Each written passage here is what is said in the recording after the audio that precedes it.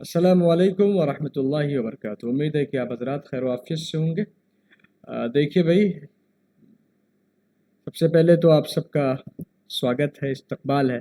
बहुत से हमारे दोस्त हैं इस बात की शिकायत करते हैं कि आप स्वागत नहीं करते। हम कहे यार स्वागत वागत क्या करना है भाई, पढ़ने के लिए आते हैं, हमारा काम पढ़ाने का, आपका काम पढ़ने का है। दोनों मिल करके पढ़ लेंगे, खूब मेहनत से काम हो जाएगा। लेकिन वो लोग कहते हैं नहीं भाई, कम से कम स्वागत वगैरह कर दिया कीजिए, इस्तकबाल वगैरह कर दिया कीजिए, थोड़ा सा अच्छा लगता है। तो चलिए उनकी बात को मानते हुए स्वागत है आपका आपके ही अपने चैनल रुखसाना एकेडमी पर। इस्तकबाल है और ये आपका ही चैनल है।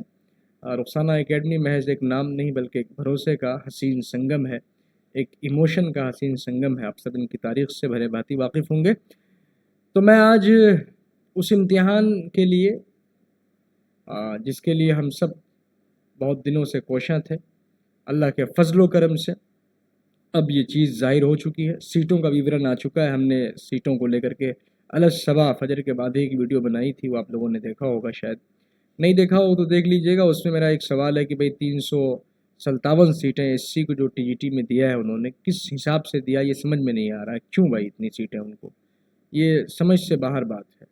बहरहाल वो एक मौजू है, किसी दिन मीटअप में हम लोग इसके बारे में बात करेंगे। आज जो मैं आपके सामने लेकर आया हूँ रुखसाना एकेडमी के इस चैनल पर 25 सवालात का एक हसीन इम्तिजाज, और साथ ही साथ मुख्तसरन कह लीजिए कि उसके साथ में मैंने जो शॉर्ट में जो पॉइंट है, हर सवाल में जो वैल्यूबल पॉइंट है, मैंने उसको भी डिस्कस करने का फ़ैसला किया और वो आपके पीडीएफ में लिखवा भी दिया है। इंशाअल्लाह ताला जब आप रुखसाना एकेडमी के व्हाट्सएप ग्रुप से जुड़ेंगे तो आपको इसका फ़ायदा होगा, ठीक है। और वो पीडीएफ मिलेगा तो पढ़ेंगे, आपको आसानी होगी। पढ़ तो लिए होंगे आप, रिवीजन के तौर पर आप हमसे जुड़िए। और बाकी मज़ीद पढ़ना चाहते हैं तो ऑफलाइन क्लासेस हमेशा आपके लिए कह लीजिए कि इस्तकबाल करने के लिए तैयार है। जब भी आप आए तशरीफ़ लाएँ, जब भी चाहें आप तशरीफ़ लाएँ, ठीक है। चलिए शुरू करते हैं। पहला सवाल है आज का, देखिएगा। असनाफ़ अदब से लिया गया सवाल है और अहम तसानीफ़, ये दो मौजू है आज के सवाल का, ठीक है। उर्दू की मशहूर रज़मिया मसनवी अली नामा किसकी तस्नीफ़ है? बहुत आसान भी है जिन लोगों ने पढ़ा है, और जिन लोगों ने नहीं पढ़ा है उनके लिए आसान भी मुश्किल है ना। चलिए नंबर 1, मुल्ला वजही गव्वासी नुसरती दर्जे बाला में से एक से ज़ायद, दर्जे बाला में से कोई नहीं। तो इसका जवाब हो जाएगा सी, नुसरती साहब का। किसका है भाई? नुसरती का है। अब ज़रा उनको जान लीजिए, हमने इसको लिख दिया है। बसा औक़ात में वजाहत कर देता था औरली, यानी ज़ुबान से बोल दिया करता था, लेकिन बच्चों ने कहा कि नहीं सर ऐसा मत कीजिए, बल्कि आप तो बोल देते हैं, हम सुन लेते हैं और हम फिर नोट बनाते हैं। हम लोगों के लिए एक काम कीजिए कि आप उसको लिखवा दीजिए, ताकि जब वो पीडीएफ हमारे पास पहुँचे तो हम उसको आसानी के साथ पढ़ सकें। लीजिए भाई, आपकी फरमाइश पे ये भी हमने कर दिया, ठीक है। तो नुसरती कौन थे, ज़रा इसको आप लोग देख लीजिए। नुसरती कौन थे, क्या थे, इसके बारे में भी आप जान लीजिए। तो ज़रा उसको भी आप जान लीजिए, समझ लीजिए। हाँ, एक मैसेज था बीच में।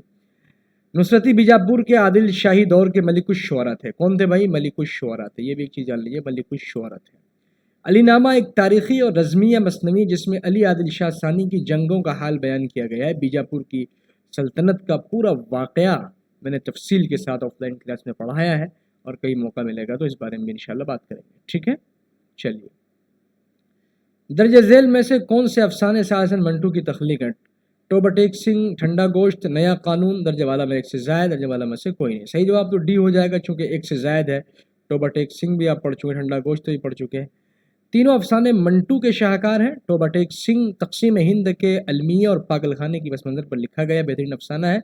हम सब इससे वाकिफ़ हैं, दरख्शां से ही लिया गया है, आप लोगों ने पढ़ा ही होगा, है ना। दरख्शां कहकशां में रजब अली बैग सरूर की दास्तान फसाना अजायब के बारे में कौन से बयानात दुरुस्त हैं? अच्छा, मैंने कोशिश की है कि स्टेटमेंट की शक्ल में आपको क्वेश्चन दूँ, चूँकि दिन ब दिन जो क्वेश्चन का जो फॉर्म है वो मॉडरेट, ईजी टू मॉडरेट होता जा रहा है, और मॉडरेट में स्टेटमेंट बेस्ड चीज़ें ज़्यादा पूछी जाती है। जैसे कि अभी सीटेट में देखा आपने, स्टेटमेंट की शक्ल में ज़्यादा क्वेश्चन पूछे गए थे, तो हो सकता है क्या पता बीपीएससी आपसे स्टेटमेंट की शक्ल में भी क्वेश्चन पूछ ले। देखिए, दुर हैसुस ज़मान ये दूर, चलो उधर की हवा हो जिधर की, ऐसा अरबी में कहा जाता है ना।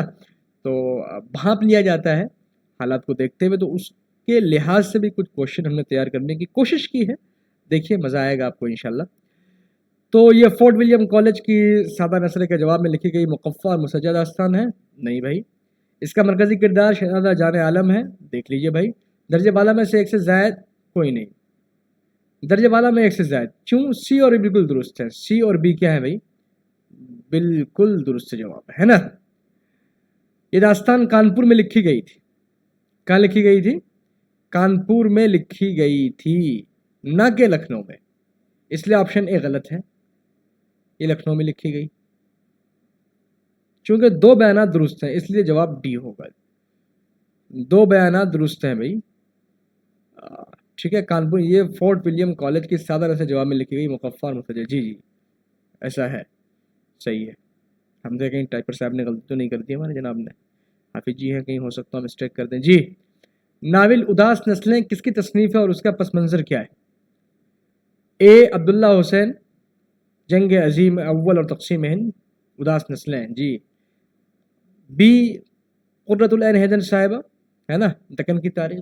انتظار حسین، ہجرت کا جو کرب ہے وہ، ایک سے زائد کوئی نہیں، تو اس کا صحیح جواب اے ہو جائے گا، عبداللہ حسین صاحب ہے نا۔ جنگ عظیم اول اور تقسیم ہند کے پس منظر میں یہ چیز لکھی گئی ہے۔ ہم سب جانتے ہیں کہ اداس نسلیں اردو ادب کا ایک سنگ میل ناول ہے جس میں برطانوی ہند جنگ عظیم اول، جلیانوالہ باغ کا سانحہ اور تقسیم کے سماجی اثرات کو روشن آغاز کردار کے ذریعے دکھایا گیا، روشن آغا کے کردار کے نام سے ذریعے دکھایا گیا ہے، ٹھیک ہے نا۔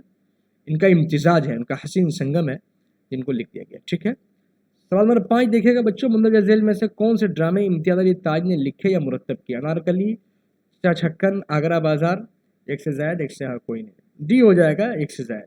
انارکلی امتیاز علی تاج کا لکھی ہوئی ایک مشہور ترین المیہ ڈرامہ ہے، 1922 عیسوی میں شائع ہوا تھا، اور چچا چھکن ان کے مزاحیہ مضامین خاکے ہیں جو تمثیلی انداز کے ہیں، چونکہ اے اور بی ان سے منسوب ہیں اس لیے جواب ڈی ہے، آگرہ بازار حبیب تنویر کا ڈرامہ ہے۔ جانتے ہیں آپ لوگ، یہ ایسا پی ڈی ایف ہے نا، اس کو آپ دے لیں گے اور پڑھ لیں گے انشاءاللہ، مزہ بھی آ جائے گا اور آپ کا ریویژن بھی ہو جائے گا۔ اب رخسانہ اکیڈمی بالکل اپڈیٹ ہو کر کے آپ کے سامنے آیا ہے، میں امید کرتا ہوں کہ انشاءاللہ فائدہ ہوگا، خاطر خواہ آپ کو اس کا فائدہ ہوگا۔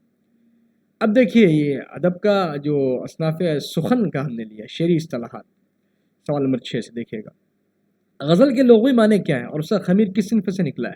عورتوں سے باتیں کرنا، قصیدہ، ہرن کے گلے سے نکلنے والی آواز، قصیدہ، عشق و محبت کا اظہار، مثنوی، درجہ بالا میں ایک سے زائد، درجہ بالا میں سے کوئی نہیں، تو جواب اس کا ڈی ہو جائے گا، ایک سے زائد۔ کیوں ہوگا؟ غزل کے لغوی معنی عورتوں سے باتیں کرنا ہے، جی، عورتوں کی باتیں کرنا، جی بالکل ہے، اور ایک معنی ہے جب ہرن شکاری کتوں کے خوف سے یا شکار کرنے والے کے خوف سے بھاگتا ہے تو اس کے حلق سے جو دردناک آواز نکلتی ہے اسے بھی غزل کہتے ہیں، بعض لوگوں نے غزال ہرن کے بچے کو بھی کہا ہے، جی۔ یہ قصیدے کی تشبیب سے نکلی ہے، چونکہ اے اور بی دونوں تعریفیں درست ہے اس لیے جواب ڈی ہو جائے گا، ٹھیک ہے بھائی۔ سوال نمبر 7 دیکھیے گا کہ غزل کا وہ شعر جس کے دونوں مصروں میں قافیہ اور ردیف موجود نہ ہو بلکہ وہ غزل کے درمیان میں ہو، کیا کہلاتا ہے؟ دیکھیے گا سوال کا پیٹرن تھوڑا سا ماڈریٹ اسی کو کہتے ہیں، غزل کا وہ شعر جس کے دونوں مصروں میں قافیہ اور ردیف موجود نہ ہو، نہ قافیہ ہے نہ ردیف ہے بلکہ وہ غزل کے درمیان میں ہو، کیا کہلاتا ہے؟ مطلع، مقطع، فرد تنہا شعر، ایک سے زائد یا کوئی نہیں، تو جواب ہو جائے گا ای، کوئی نہیں۔ غزل کے مطلع کے علاوہ باقی اشعار جن کا صرف دوسرا مصرع ہم قافیہ و ہم ردیف ہوتا ہے انہیں ہم عام شعر یا بیت کہا جاتا ہے، بیت غزل نہیں، بیت غزل دوسری چیز ہو جائے گی، بیت کہا جاتا ہے۔ چونکہ دیے گئے آپشن میں یہ نام نہیں ہے اس لیے جواب ای ہوگا، بھائی ای کا بھی تو خیال رکھنا ہے۔ چلیے سوال نمبر 8 دیکھیے گا، صنف مثنوی کی بنیادی پہچان کیا ہے؟ جو مثنوی صنف ہے اشعار کا، نظم کا، تو اس کی بنیادی پہچان کیا ہے؟ اس کا ہر شعر ہم قافیہ ہوتا ہے کہ ہر شعر کا قافیہ بدل جاتا ہے، اس میں کوئی طویل قصہ داستان نظم کی جاتی ہے، اس کے تمام اشعار ایک ہی بحر میں ہوتے ہیں، ایک سے زائد کوئی نہیں، جواب اس کا ڈی ہو جائے گا، ایک سے زائد۔ کیوں بھائی؟ تینوں بیانات مثنوی کی تعریف پر پورے اترتے ہیں۔ لفظ مثنوی عربی کے ثنا دو کے معنی ہوتے ہیں، بنا ہے، جس کے معنی دو کے ہیں، مثنا ثلاث و رباع ہے نا، یعنی اس کے ہر شعر کے دونوں مصرے آپس میں ہم قافیہ ہوتے ہیں۔ چلیے سوال نمبر 9 دیکھیے گا، مرثیے کے اجزاء ترکیبی کی صحیح ترتیب کیا ہے؟ جی یہ تو آپ بتا ہی دیں گے بھائی، یہ تو بہت آسان ہے، ڈی ہو جائے گا، ہے نا۔ دیکھیے، چہرہ، سراپا، رخصت، آمد، ریز، جنگ، شہادت اور پین، یہ 8 بنیادی اجزاء ترکیبی ہیں جنہیں میر ضمیر نے متعین کیا تھا۔ یہ بہت امپورٹنٹ ہے، آپ کو بہت لوگ یہ بتا دیں گے کہ مرثیے کے 8 اجزاء ترکیبی ہیں، لیکن یہ اکثر آپ کے ذہن میں شاید نہیں ہوگا کہ یہ متعین کس نے کیا تھا. تو میر ضمیر ایک بڑے مرثیہ نگار رہے ہیں، انہوں نے متعین کیا تھا. انیس و دبیر پڑھے ہوں گے، اس سے پہلے کے بھی مرثیہ نگار ہیں میر ضمیر صاحب، بلکہ ان کے امام کہہ لیجیے آپ. میر ضمیر نے یہ متعین کیا تھا اور میر انیس و دبیر نے انہیں فنی بلندی عطا کی. ہاں، میر ضمیر نے ان کو بنایا، یعنی اس کو متعین کیا اپنے تحقیقاتی مطالعے سے، اور میر انیس اور دبیر نے باضابطہ طور پہ اس پیرائے پر مرثیے لکھے اور کہے، اور پھر وہ مشہور ہوا. اور انیس و دبیر کو کون نہیں جانتا ہے جی. اچھا، کمنٹ میں لکھ کے بتائیے گا موازنہ انیس و دبیر کن کی کتاب ہے جی، بتا دیجیے گا. کیا پتا کتاب کا نام پوچھ لے، کہیں شبلی تو نہیں ہے. چلیے، ہاں، ربائی کے بارے میں کون سا بیان درست ہے؟ یہ دیکھیے گا اسٹیٹمنٹ کی شکل میں. ربائی میں کل 4 مصرے ہوتے ہیں. کیا پتا بھائی، ہم کو تو نہیں معلوم. ربائی مطلب 4 کا تو ویسے ہوتا ہے لیکن پتہ نہیں. اس کا پہلا اور دوسرا اور چوتھا مصرع ہم قافیہ ہوتا ہے. ربائی کے لیے بحر اور یا ہرزج ہے نا، اور کیا کہتے ہیں کہ مخصوص اوزان، بحر اور کے مخصوص اوزان مقرر ہیں، اور کیا کہتے ہیں اس کو درجہ والا ایک سے زائد اور کوئی نہیں. ٹھیک ہے، بحر ہے نا، اور حزج بھی اس کو کہتے ہیں. اس کو ایک پڑھا گیا بحر حزج ہے نا، بحر حزج وہ اوزان متعین کرنے کے لیے پڑھے جاتے ہیں جس میں اشعار کے اوزان پر بحث کی جاتی ہے. ٹھیک ہے بھائی. درجہ بالا میں ایک سے زائد، یہ تمام بیانات ربائی کے ڈی ہو جائے گا اس کا جواب، تو ہے نا، کیا ہو جائے گا جواب؟ ڈی ہو جائے گا. ٹھیک ہے بھائی. تمام بیانات ربائی کے قواعد کے مطابق بالکل درست ہیں. ربائی کا تیسرا مصرع عام طور پر چوتھے مصرے سب سے جاندار ہوتا ہے اور کے لیے زمین ہموار، چوتھے مصرے کے لیے زمین ہموار کرتا ہے. جو سب سے جاندار ہوتا ہے کون سا مصرع بھائی؟ چوتھا مصرع. کیا ہوتا ہے اس کا؟ بڑا جاندار ہوتا ہے. حصہ سوم ہم نے جو لیا ہے مشاہیر ادب اور تذکرے کے نام، جو ادب کے مشہور چیزیں رہی ہیں خاص طور سے میں نے ان کو بھی جوڑا ہے. دیکھیے گا مرزا غالب کے خطوط کے مجموعوں کے نام کیا ہے؟ عود ہندی، بعض لوگوں نے اس کو عود ہندی بھی پڑھا ہے. اردو معلّہ، غبار خاطر. تو جواب اس کا ڈی ہو جائے گا. پہلے آپ یہ جان لیجیے جواب کیا ہو جائے گا اس کا؟ ڈی ہو جائے گا. ٹھیک ہے. کیوں بھائی؟ عود ہندی غالب کا پہلا مجموعہ ہے، اردو معلّہ دونوں غالب کے خطوط کے مجموعے ہیں، اس لیے جواب ڈی ہوگا. غبار خاطر مولانا آزاد صاحب کی تصنیف 24 خطوط کا مجموعہ ہے. ٹھیک. غبار خاطر سے یاد آیا کہ بھائی صدیق محترم مولانا آزاد نے کن کو کہا ہے؟ ذرا کمنٹ میں لکھ کے ضرور بتائیے گا جی. سوال نمبر 12 دیکھیے گا. علامہ اقبال کی نظموں یعنی شکوہ اور جواب شکوہ ان کے کس مجموعے میں شامل ہیں جی؟ اے بال جبریل، بانگ درا، ضرب کلیم، ایک سے زائد کوئی نہیں. تو جواب اس کا ہو جائے گا بی، بانگ درا میں شامل ہے. دونوں نظمیں اقبال نے انجمن حمایت اسلام کے جلسوں میں پڑھی تھی. یہ پوائنٹ جو ہے بہت امپورٹنٹ ہے چونکہ سوال اس سے پوچھا جا سکتا ہے. اس کی وجہ یہ ہے تو پتہ ہی ہے کہ ان کی نظمیں ہیں، لیکن یہ جاننا کہ بھئی یہ کہاں پڑھی گئی تھی. تو دونوں نظمیں جو ہے انجمن حمایت اسلام کے جلسوں میں پڑھی گئی تھی اور یہ ان کے پہلے اردو مجموعے بانگ درا کا حصہ ہے. ایک چیز یہاں اور واضح ہو گیا کہ بانگ درا جو ہے اقبال کا پہلا اردو مجموعہ ہے. فارسی مجموعہ کون سا ہے؟ ارمغان حجاز ہے یا کوئی اور؟ لکھ کے بتائیے گا بھائی. چلیے سوال نمبر 13 دیکھیں. رئیس المتغزلین کس مشہور غزل گو شاعر کا لقب ہے؟ یہ تو بتا ہی دیجئے جناب. حسرت موانی صاحب ہے. یہ کون ہے؟ حسرت موانی صاحب، جن کو آپا کہہ دیا کرتے تھے لوگ جب علی گڑھ پڑھنے گئے تھے. شاید آپ لوگوں کو پتا ہوگا، پڑھایا ہے میں نے کلاس میں. حضرت موہانی کی ان کی عاشقانہ اور پاکیزہ غزل گوئی کی وجہ سے رئیس المتغزلین کہا جاتا ہے. وہ ایک مجاہد آزادی بھی تھے جنہوں نے سب سے پہلے مکمل آزادی کا نعرہ پیش کیا تھا، ہے نا، مکمل آزادی. سوال نمبر 14 دیکھیے گا. اکبر الہ آبادی کی شاعری کی بنیادی خصوصیت کیا ہے؟ یہ دیکھیے گا سوال. میں کہہ رہا ہوں کہ آپ پڑھیے محنت سے، اور جو سوالات میں آپ کے سامنے لے کر آیا ہوں ذرا ان کو سمجھیے. اور بھی یوٹیوبر سے پڑھا رہے ہیں ان کو بھی پڑھیے تھوڑا بہت، اور ذرا ملائیے، اور جو سوال کا جو اسٹینڈرڈ ہے ان کا جو لیول ہے ذرا اس کو بھی آپ چیک کیجیے گا. ٹھیک ہے. اکبر الہ آبادی کی شاعری کی بنیادی خصوصیت کیا ہے، نہیں اس کا بنیاد کیا ہے ان کی شاعری کا؟ ایک تصوف اور فلسفہ، طنز و مزاح اور لسان العصر کا لقب، مغربی تہذیب کی اندھی تقلید پر اصلاحی طنز، ایک سے زائد کوئی نہیں. جواب اس کا ڈی ہو جائے گا. سمجھ گئے ہم چونکہ آگئی زائد چیز ہے. اکبر الہ آبادی کو لسان العصر کہا جاتا ہے، بالکل صحیح بات ہے. ان کی شاعری طنز و مزاح کے پردے میں مغربی اثرات اور نئی تہذیب کی خامیوں پر گہرا وار کرتی ہیں، بالکل صحیح بات ہے. اس لیے اے بی اور سی دونوں درست ہے. سوال نمبر 15 دیکھیے گا. اردو شعراء کا پہلا تذکرہ نکات الشعراء یہ لکھی گئی تھی فارسی زبان میں.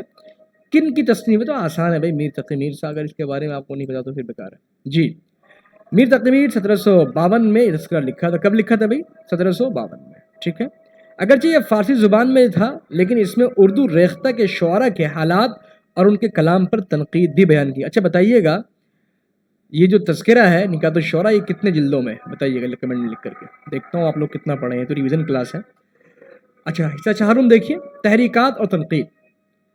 سوال نمبر 16 ہے علائق رویہ ہے نا اور نفسیاتی تنقید کے حوالے سے اردو ادب میں کس نقاد کو سب سے اہم مانا جاتا ہے؟ احتشام صاحب، سرور صاحب یا میرا جی ڈاکٹر وسلیم اختر صاحب؟ تو جواب اس کا ہو جائے گا سی، ہے نا، علائق رویہ، مطلب کہ حالات کو دیکھ کر کے سمجھنا اور اس پر تنقیدانہ مطالعے کے ساتھ ایک تجزیہ پیش کرنا جن کو پڑھنے والا اسے کردار سے واقف ہو جائے اور ان کو سمجھ لے۔ تو اس میں میرا جی ڈاکٹر سلیم اختر صاحب بڑے ماہر رہے ہیں۔ نفسیاتی تنقید کو فروغ دینے میرا جی اور بعد میں ڈاکٹر سلیم اختر نے اہم کردار ادا کیا۔ میرا جی ہے نا اور سلیم اختر صاحب ادا کیا۔ احتشام حسین مارکسی اور جو احتشام حسین صاحب مارکسی ترقی پسند نقاد ہیں، ہم سب جانتے ہیں اس کو، ہے نا۔ سوال نمبر 17 دیکھیے گا، حلقہ ارباب ذوق کا قیام کب اور کہاں عمل میں؟ دیکھیے تو پتہ ہی ہوگا، لاہور میں عمل میں آیا تھا 1939 میں، ٹھیک ہے۔ 29 اپریل 1939 کو لاہور میں مجلس داستان گو، ہے نا، یاد آیا کچھ بچوں؟ کمنٹ لکھ کے بتاؤ کس کے مقابلے میں یہ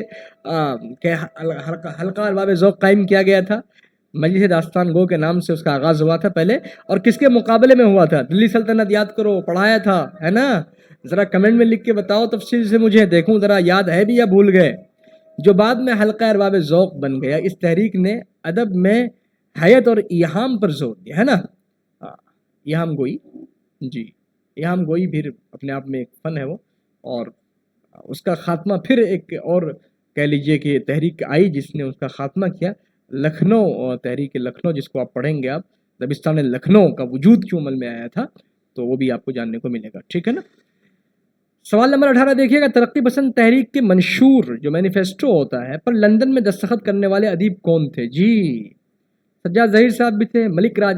اس کو بہت سے لوگ ملک راج پڑھ دیتے ہیں، یہ بہت ہی بھونڈی غلطی ہے اردو ادب کے طالب علم کے لیے۔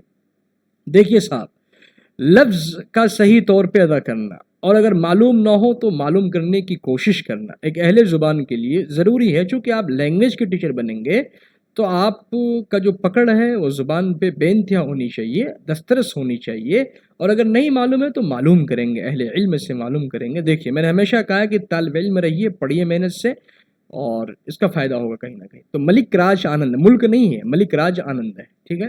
جیوتی گھوش ہے، تو جواب تو اس کا ڈی ہو جائے گا چونکہ ایک سے زائد ہو گیا، ٹھیک ہے بھائی۔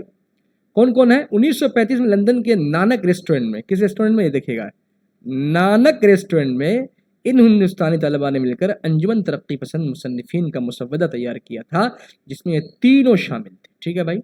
سوال نمبر 19 دیکھیے گا، کاشف الحقائق کس کی مشہور تنقیدی تصنیف ہے جسے حال ہی کے مقدمے کے ہم پلہ مانا جاتا ہے؟ اتنا تو پتا ہوگا کہ کس کی تنقید ہے، لیکن یہ نہیں پتا ہوگا آپ کو، شاید اگر آپ نے محنت سے پڑھا ہوگا تو شاید پتا بھی ہوگا، جسے حال ہی کے مقدمے کے ہم پلہ مانا جاتا ہے، جی امداد امام اثر۔ کن کی ہے بھائی؟ امداد امام اثر، ٹھیک ہے۔ ہمارے کیا کہتے ہیں اس کو، تعلق رکھنے، بہار سے تعلق رکھنے والے نامور نقاد، ایک بات یاد آ گئی نا کہ امداد امام اثر کا تعلق کہاں سے تھا؟ بہار سے تھا، ہے نا۔ اور یہ کون تھے؟ ان کا فن کیا تھا؟ نقاد تھا، نقاد تھے یہ، سوری تھا نہیں کہیں گے بھائی، بڑے اہل علم ہے، سوری اس کے لیے معافی چاہیں گے، ان کی روح سے تھے۔ کہاں سے تعلق رکھتے تھے؟ بہار سے ان کا تعلق تھا، بہار سے کہہ لیجئے کہ ایک بڑے نامور ادیب اور نقاد کی حیثیت سے یہ ابھر کر سامنے آئے تھے۔ یہ کتاب اردو تنقید کی کلاسیکی کتب میں شمار ہوتی ہے۔ کلاسیکی ادب، ہے نا، کلاسیکی ادب کیا ہوتا ہے اور ماڈرن ادب جو ہوتا ہے، کلاسیکی ادب جو ہوتا ہے اس میں آپ اس کو اس طرح سے سمجھ سکتے ہیں کہ جدیدیت اور ما بعد جدیدیت، پھر کلاسیکل جو شاعری شروع ہوئی، پھر اس کا ایک دور شروع ہوا، پھر اس میں ایک بڑا نام آتا ہے اکبر الہ آبادی کا، اور بھی جان ایلیا کا، لیٹسٹ کہہ لیجئے۔ تو ان لوگوں کو جب آپ پڑھیں گے تو میں نے کلاس کا خیر ڈسکشن ہو جائے گی لمبا، ویڈیو لمبا ہو جائے گا، تو یہ چیزیں شامل ہیں جس میں شعر و ادب کے اصولوں پر سیر حاصل بحث کی، یعنی جو شعر اور ادب पर जो मौज़ूआती बहस की गई है इस किताब में, इमदाद इमाम असर साहब की किताब है काशिफुल हक़ाइक़, इसमें सारी चीज़ें बयान की गई है, ठीक है। और ये हाल ही के हम पल्ला है ना, ये बहुत इंपॉर्टेंट है। सवाल नंबर 20 देखिए, रोमानवी तहरीक रोमांटिक मूवमेंट से वाबस्ता अदीबों और शोरा के ज़ुमरे में कौन आते हैं? सज्जाद यल्दरम आते हैं, मेहदी इफ़ादी, अख्तर शिरानी, एक से ज़्यादा कोई नहीं। जवाब इसका मान लीजिए डी हो जाएगा। क्या हो जाएगा? डी। क्यों भाई? तीनों रोमानवी तहरीक के सुतून हैं जी। सज्जाद साहब भी है, मेहदी इफ़ादी साहब भी है और अख्तर शिरानी साहब भी हैं। अच्छा बताइएगा, मेहदी इफ़ादी साहब का ताल्लुक कहाँ से है? कमेंट में लिख के बताइएगा, मैंने पढ़ाया है और ये बहुत बेसिक है, ये अगर नहीं आता है तो फिर बेकार है। मेहदी इफ़ादी साहब के बारे में अगर आप नहीं, अच्छा उनकी किताबों के बारे में लिख के बताइएगा, ठीक है। मैं आपको ये ऑप्शन देता हूँ, हिंट देता हूँ कि ये बहुत बेसिक है। ये उर्दू जो बिहार में चलती है किताबें, उसमें ये शामिल। अगर ये नहीं बताया तो फिर बेकार है, फिर और मतलब समझ लीजिए आप मैं कुछ नहीं कह सकता, फिर आप अपने ऊपर गौर कर लीजिएगा, ठीक है। तीनों रोमानवी तहरीक के सुतून है, सज्जाद यल्दरम साहब जो, और मेहदी इफ़ादी नसरी और रोमानियत के लिए, और अख्तर शिरानी साहब शफ़ीक़ रहमान के साथ रोमानवी शायरी के लिए मशहूर है। ये इंपॉर्टेंट देखिएगा, मेहदी इफ़ादी साहब नसरी रोमानियत के लिए और अख्तर शिरानी साहब जो है शफ़ीक़ रहमान साहब के साथ मिलकर के रोमानवी शायरी के लिए मशहूर है। शायरी और नस्र, नस्र और नज़्म है ना, नस्र और नज़्म यानी शायरी के लिए, ठीक है भाई। हिस्सा अपन ने उर्दू कवायद से ले लिया कुछ भाई, कुछ सवाल मैंने उर्दू कवायद से भी ले लिए हैं, ठीक है। 21 था 25 शायद, है ना। ये बहुत आसान भी है लेकिन जो नहीं जानते हैं उसके लिए मुश्किल भी है। देखिएगा सवाल नंबर 21, वो कलिमा जो किसी इसम की जगह पर इस्तेमाल किया जाए, ग्रामर के रूप से क्या है? प्रोनाउन है भाई, ज़मीर है, पता ही होगा, इतना आसान है। बहस क्या है भाई? इसमें तकरार से बचने के लिए जो अल्फाज इस्तेमाल होते हैं, जैसे वो, तुम वगैरह, ज़मीर कहा आता है। ज़मीर की कुल कितनी किस्में भाई, लिख के बताइएगा, है ना। इल्म बयान की इस्लाम में हुस्न तारीर से क्या मुराद है भाई? हाँ, किसी बात की ऐसी दो वजह बयान करना जो हकीकत में उसकी वजह ना हो, बल्कि मगर शायराना देख लीजिएगा तौर पर खूबसूरत हो, बस यही बात है और क्या पढ़ेंगे, है ना। जवाब इसका ए हो जाएगा। किसी बात की ऐसी वजह बयान करना जो हकीकत में उसकी वजह ना हो मगर शायराना तौर पर खूबसूरत हो। जैसे गालिब का शेर, प्यासी थी जो खुदा की सिपा खुदा, है ना। मीर मौजे रमे नील, और क्या मौजे, है ना, रमे नील कफ़े अफसोस मिल गई। यहाँ नील की जो लहरों के उठने की शायराना वजह फौज के प्यास को बताई गई है। तो इसके ये तशरीह है उनका, गालिब का एक ही शेर है, प्यास थी जो खुदा की सिपा खुदा, ठीक है ना। तो देख लीजिएगा इसको, आगे देखिएगा। सवाल नंबर 23, दर्ज झेल में से कौन सा जो अल्फाज लफ्ज़ मुअन्नस फीमेल बोले जाते हैं? भाई देख लीजिएगा, डी है, नमाज किताब चाय सब बोली जाती है। ठंडी हो गई थी, लफ्ज़ मुअन्नस हमेशा इस्तेमाल होता है। 24, मुब्तदा और ख़बर किस जुमले की बुनियादी अज्जा होता है? भाई ये कोई कहने की बात है? जवाब इसका भी, जुमला इस्मिया ये होती है। जुमला इस्मिया के दो बड़े हिस्से होते हैं जिसके बारे में कुछ कहा जाए, भाई ये पढ़ लीजिएगा आप। इसको पढ़ने मुझे अच्छा भी नहीं लग रहा है, इतना ईजी चीज़ आपसे, बस जो नहीं आता है उसके लिए आप PDF ले लीजिएगा और पढ़ लीजिएगा, ठीक है। डॉक्टर मोहिउद्दीन क़ादरी ज़ोर की लिसानी तसनीफ़ का नाम क्या है? जी ये देख लीजिएगा, जो क़ादरी ज़ोर साहब है, ये हिंदुस्तानी लिसानियात, ये इनकी मारकतुल आरा तसनीफ़ है ना। मोहिउद्दीन क़ादरी ज़ोर दक्कन के मुमताज़ मुहक्किक और माहिर लिसानियात थे। उनकी किताब हिंदुस्तानी लिसानियात उर्दू ज़ुबान की साख्त और तारीख़ पर एक मुस्तनद दस्तावेज़ है, ठीक है भाई। हो गए 25 सवाल पूरे हो गए।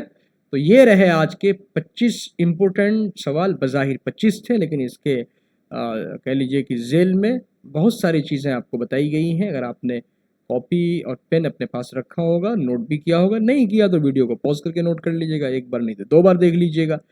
इस तरीके से तैयारी करते रहिए और भी वैल्यूबल पॉइंट के साथ। और इसमें कुछ कमी कोताही हो तो मुझे बताइएगा, इंशाल्लाह हम बेहतर करने की और मज़ीद कोशिश करेंगे। देखिए हम सब तालिब इल्म हैं, तालिब इल्म सीखते सिखाते ही आगे बढ़ता है और इस ज़माने में तालिब इल्म बने रहने में ही फ़ायदा है।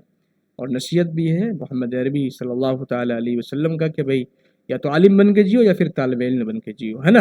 तो हम तालिब इल्म ही हैं भैया, बहुत बड़े आलिम नहीं है, आलिम बड़े लोगों का काम है, वो हमारे बस का नहीं है। हम एक तालिब इल्म है और एक तालिब इल्म ही की तरह जीना है पूरी ज़िंदगी।